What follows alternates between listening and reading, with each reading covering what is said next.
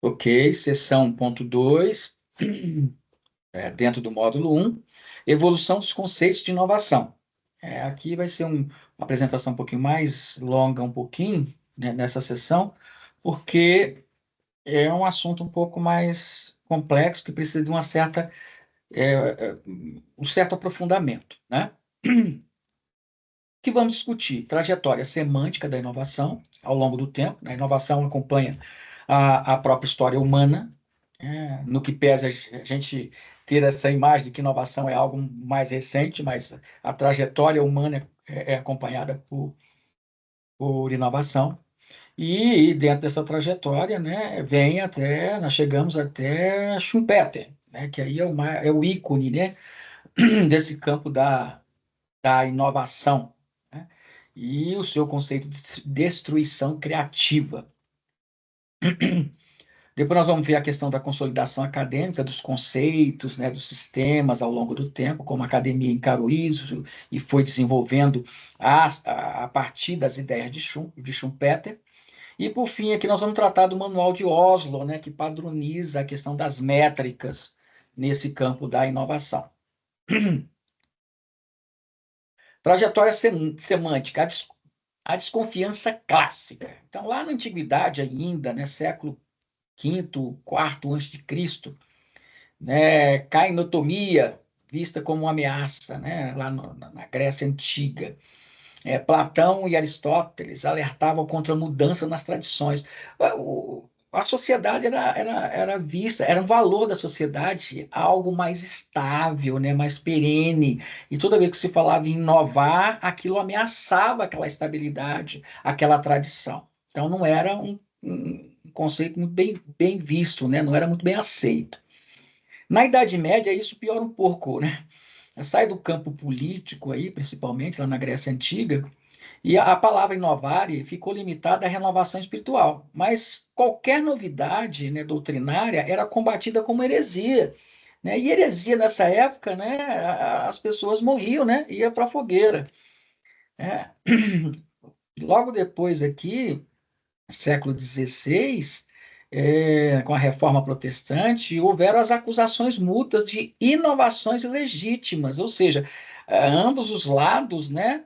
é, é, é, tentando alterar regras, pilares tradicionais das religiões. E isso causou acusações mútuas, né? Católicos e protestantes. E mudança nesses rituais eram considerados crimes, né? Pessoas morreram por conta disso. Ou seja, inovar não era uma coisa muito bem vista, né? Então tem esse preconceito ao longo da história, né? Aí nós vemos a reabilitação industrial. Mais para frente, aí já no- a Revolução Industrial reabilita esse conceito, já no século XVIII, né, XIX. E, enfim, a tradição para uma visão positiva da inovação ocorreu gradualmente através de três períodos históricos fundamentais. Né? Depois dessa questão clássica lá, né, da Grécia Antiga, da Idade Média, dos conflitos protestantes católicos, nós tivemos aí no século XV, XVI, o Renascimento, né? O berço ali na Itália, com a valorização da novidade nas artes e na ciência, né? Da Vinci e Brunelleschi, por exemplo, foram celebrados por inovações técnicas, né? Da Vinci talvez seja o mais conhecido de todos, né? Com as suas concepções que até hoje são testadas por cientistas, né? A inovação começou a associar-se à genialidade e à criatividade humana. Então, aquele conceito que era muito pejorativo desde a antiguidade começou a ganhar uma nova formatação, né? Um novo corpo. Aí no Iluminismo, já no século XVIII, né? Filósofos como Condorcet e Bertrand reabilitaram a inovação no campo social, né? A razão passou a ser vista como instrumento para aperfeiçoar as instituições. Então, já foi mais um passo no sentido de se reabilitar esse conceito, né? E na Revolução Industrial, as invenções de Watt, né, com a máquina a vapor, e de Arkwright, com o tear, né, mecânico, transformaram toda a produção e a estrutura social vigente à época, né? Revolucionou completamente o sistema econômico mundial, né? A inovação aí tornou-se sinônimo de progresso econômico e modernidade. A recuperação terminológica, né, semântica, foi lenta, né, praticamente 2000 anos, né, ou mais. E chegamos então a Schumpeter e a sua destruição criativa, né, que é o grande ícone ali no início do século XX, né, que teve aí contribuições fundamentais para a teoria da inovação. Na verdade, é quem sistematizou, organizou, né, e deu sentido ali mais acadêmico para a tecnologia e inovação, né? E criou toda uma estrutura, né, conceitual que a justificasse, né? Joseph Schumpeter, economista austríaco, colocou a inovação no centro do desenvolvimento capitalista, né? E aí ele traz dois conceitos díspares e deixam bem claros que são válidos até hoje, né? E é a base, inclusive, do novo conceito do Manual de Oswald: invenção e inovação. Invenção, criação de nova ideia ou descoberta técnica. Pode permanecer como conceito sem impacto econômico. Então, você pode, né, inventar, prototipar e colocar na prateleira. Inovação. Implementação. Então, para ser inovação, é preciso implementar, né? Implementação da novidade no sistema econômico. Transforma ideias em valor, né? Tem que ser implementada e gerar valor, com impacto no mercado. Isso é inovação, né? Que Schumpeter deixa bem claro. Ou seja, invenção é uma coisa, inovação é outra, né? E traz também um outro conceito do empreendedor, que é aquele agente que concretiza a inovação. Não necessariamente precisa ser o investidor e não necessariamente precisa ser o inventor, mas ele faz com que aquilo seja implementado e gere valor. Esse é o empreendedor, né? Superando resistência para implementar novas combinações. O conceito de destruição criativa de Schumpeter. Para ele, a destruição criativa ocorre quando inovações tornam obsoletas estruturas econômicas anteriores, impulsionando o desenvolvimento através de ciclos de transformação. Só que tudo isso, quando você tem essa destruição do velho com a emergência do novo, tem trade-offs, né? Tem consequências, mas é crucial para que haja um desenvolvimento econômico, segundo a visão de Schumpeter, no sistema capitalista. Schumpeter cunhou 5 formas de inovação, né? Algumas vigentes, né, até hoje, né, conforme materializado no Manual de Oslo. Um novo produto, introdução de bem ou serviço com qualidades inéditas. Por exemplo, o iPhone revolucionou a telefonia em 2007. Deixo para vocês. Realmente trouxe uma série de benefícios. E o trade-off disso, né? Novo método, implementação de processos produtivos mais eficientes. Exemplo, a linha de montagem de Ford transformou a manufatura, sim, lá no início do século, mais antiga, lá no início do século XX, mas sim, transformou toda a manufatura. Novo mercado, expansão para públicos inexplorados. A Netflix conquistou mercados internacionais com streaming. Está vendo como é que a estrutura conceitual de Schumpeter ainda é muito pujante?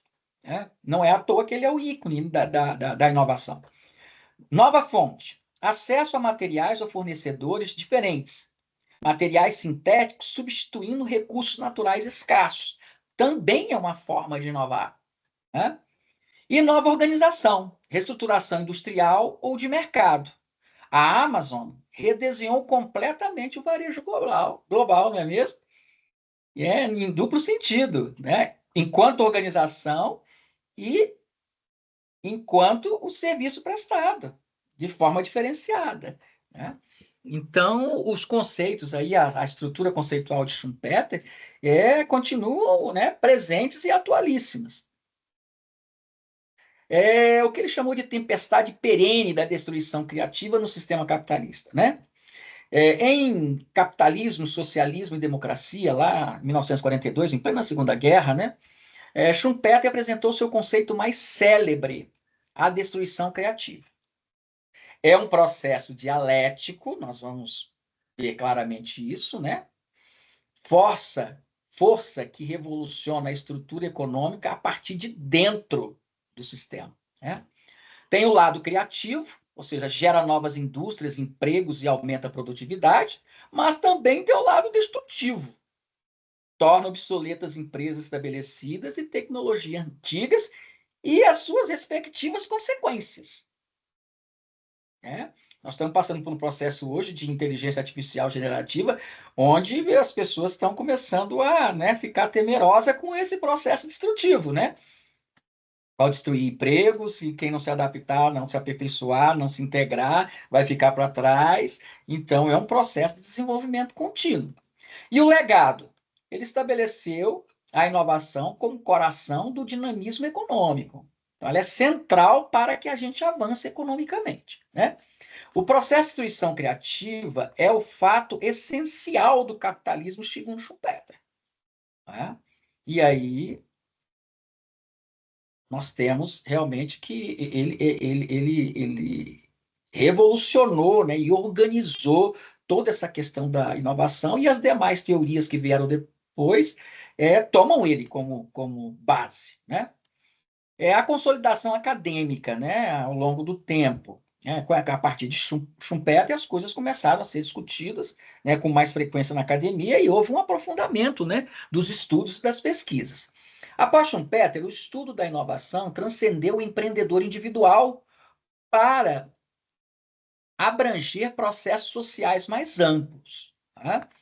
Então, nós saímos de modelos lineares, vamos falar deles daqui a pouco, né, que é visões simplificadas da inovação como processo sequencial e previsível de etapas, né, desenvolvido ali internamente, né, em pesquisa básica, pesquisa avançada, desenvolvimento, prototipação, né, é, é, é, produção, marketing, vendas e resultado, né? É um processo todo linear. E isso foi muito utilizado e vamos ver daqui a pouco.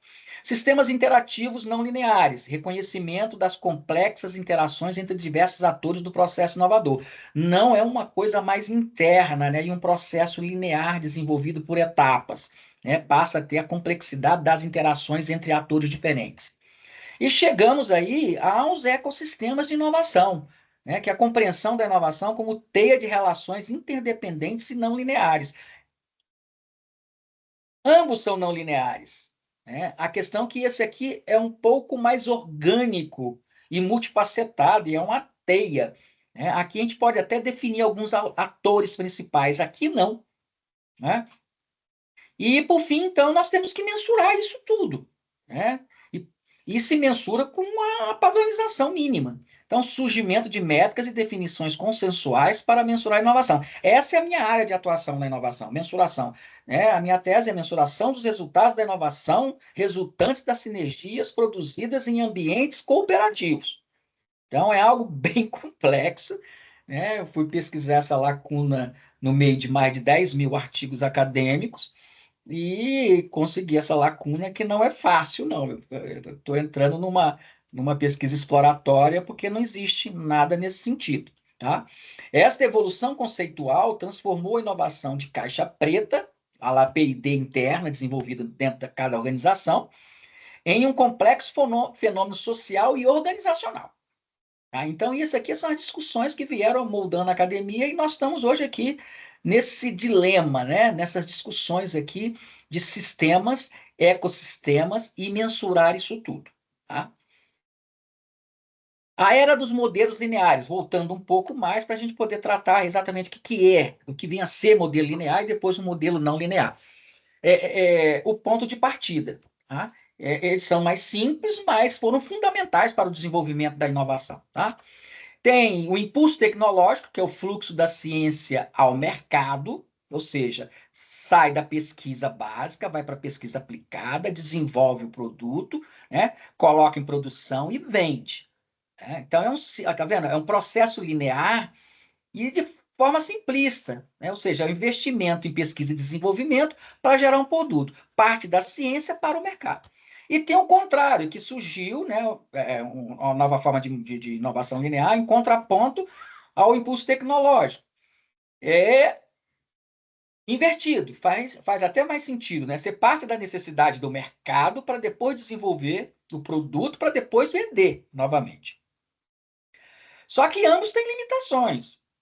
Esse aqui parece não ter, mas, por exemplo, eu estou partindo da necessidade de mercado. Só que tem inovações disruptivas que criam o próprio mercado.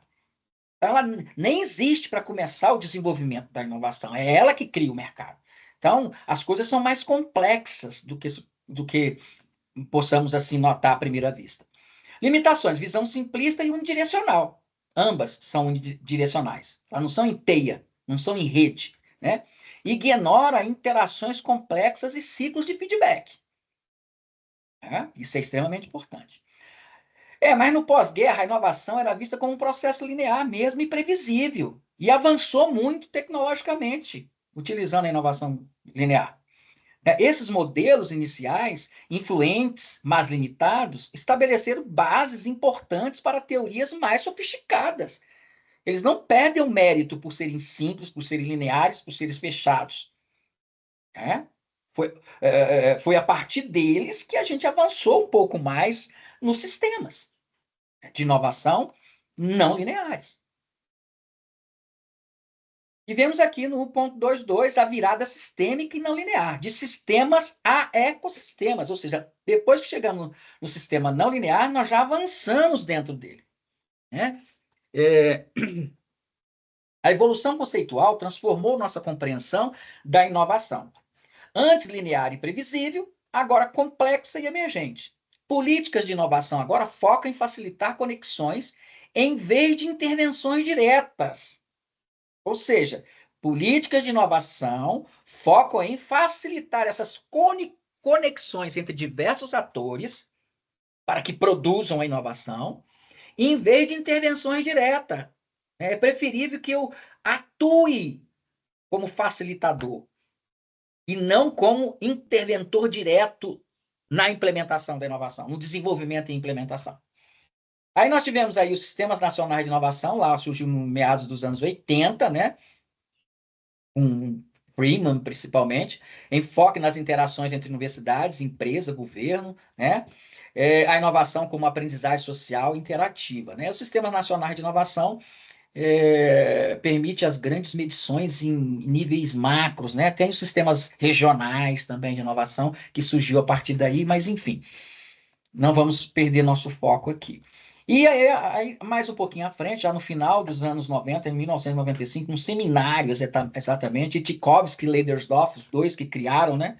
Aliás, o professor Leidersdorf faleceu o ano passado, essa teoria da hélice tríplice, né? Onde envolve também a academia, a indústria e governo, porém ele trata diferente do Sistema Nacional de Inovação, porque eles tratam da sinergia surgida da interação, e esses ambientes híbridos criam instituições diferenciadas que possibilitam a inovação. Tá? É algo que eu estou estudando bastante, porque também faz parte da minha tese, então eu termino me empolgando e não quero adentrar profundamente aqui, tá? São fronteiras fluídas que criam zonas de inovação. Tá? Logo depois tivemos, lá em 2003, com Charles Brown, a inovação aberta. Né? As empresas adotam fluxos externos de conhecimento, tecnologias internas são compartilhadas externamente. Parece tudo a mesma coisa, né? Mas não é não. Esse aqui tem um nível macro, esse aqui a ênfase não é nem na universidade, nem na empresa, nem na indústria, mas sim da interface dos três. Tá? E a inovação aberta, a ênfase é na empresa, ela troca conhecimento com o ambiente externo, ou seja, ela absorve conhecimento externo e disponibiliza conhecimento para o ambiente externo, mas o foco é a empresa. Tá? Então, a liderança na inovação aberta cabe à empresa. Na tríplice hélice, não. Não tem um ator que seja líder. A inovação surge da interação entre todos.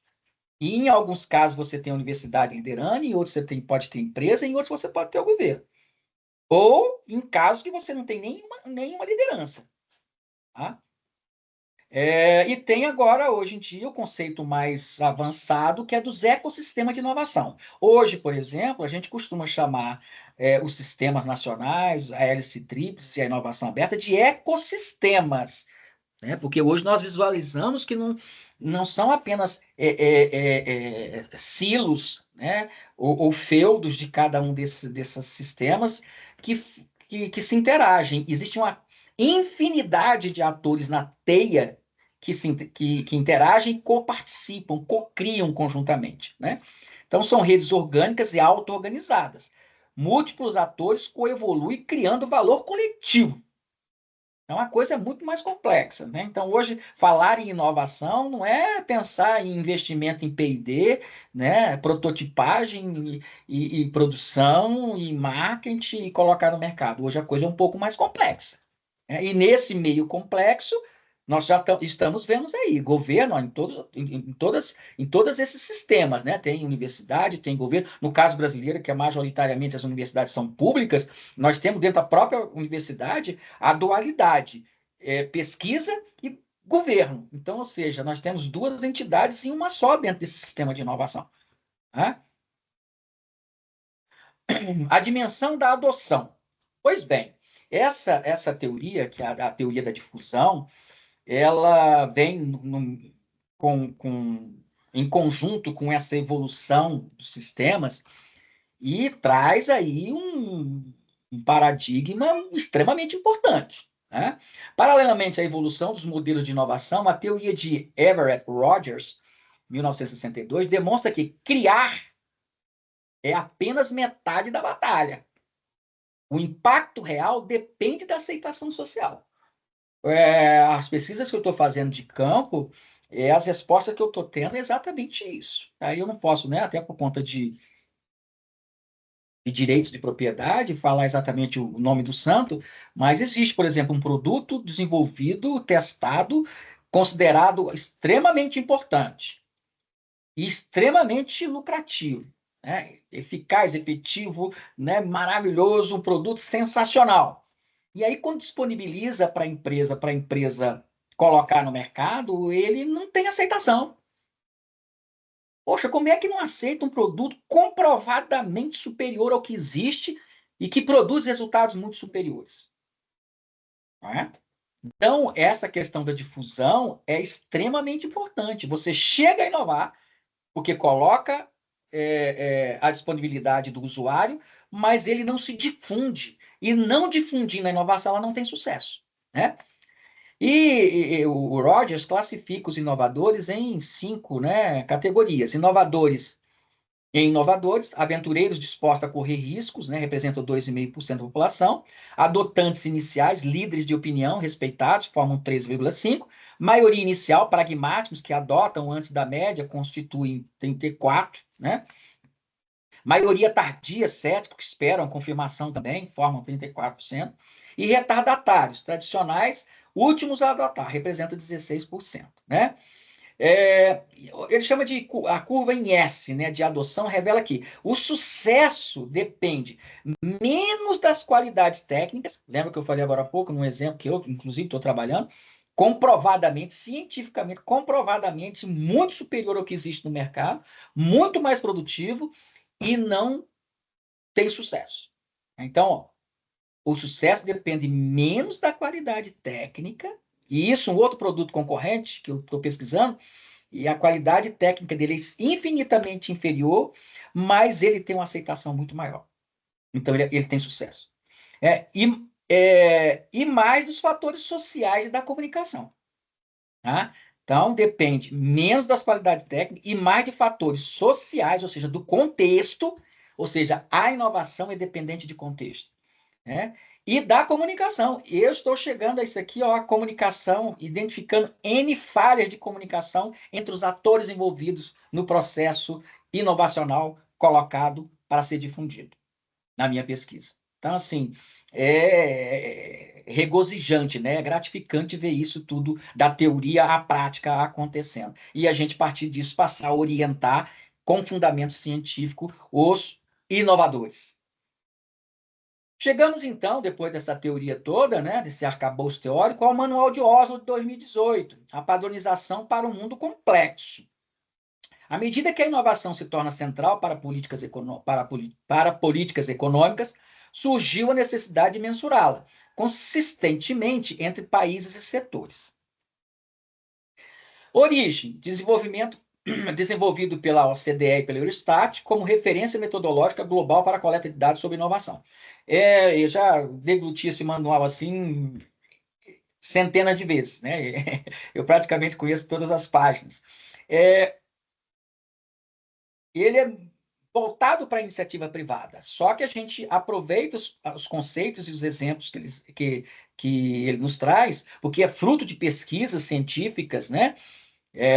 Consolidadas, né, até chegar ao manual, que podemos adaptar para o setor público e para outros sistemas. Tá? A evolução, ele está hoje na quarta edição, né? Criticadas, né, as edições anteriores eram criticadas pelo foco excessivo na inovação tecnológica e na manufatura. Né? Na quarta edição, com visão ampliada, incluindo serviços do setor público, incluiu, né, serviços e setor público. Hoje, os serviços é fundamental, né? E é muito menos estudado a inovação de serviço, né? E do setor público, idem. Né? Tudo é muito voltado para a tecnologia, né? Inovações tecnológicas. E inovações são não baseadas em P&D. Nem toda inovação tem como base pesquisa e desenvolvimento, aquele fluxo linear que a gente viu. Né? Definição atual do manual: produto ou processo novo ou melhorado que difere significativamente dos anteriores e foi disponibilizado a utilizadores ou colocado em uso. Ou seja, implementado. Isso aqui tem como fundamento os conceitos de Schumpeter. Né? Não pode ser invenção. A inovação tem que ser implementada. Senão você fica lá na parede. Aspectos fundamentais da definição do manual atual. Novidade. Então, nova para a empresa. A inovação tem que ser nova, no mínimo. Nova para o mercado ou para o mundo. Nesses dois casos, mercado e mundo, geralmente elas são disruptivas e provocam impactos mais profundos, né? Difusão entre empresas é um motor crucial da produtividade. Então, é preciso essa difusão, como nós vimos aqui na teoria aí de Rogers. Implementação. Fundamental para que seja considerado. Novidade e implementação. Dois pilares para ser considerado inovação. Distinção schumpeteriana entre ideia e realização. Produto lançado ou processo operacionalizado. Senão, não é inovação. Propósito e valor. Né? Atividade intencional visando valor de mercado ou valor público na seara pública. Então, novidade foi implementada, mas não tem valor, não é inovação. Né? Domínios.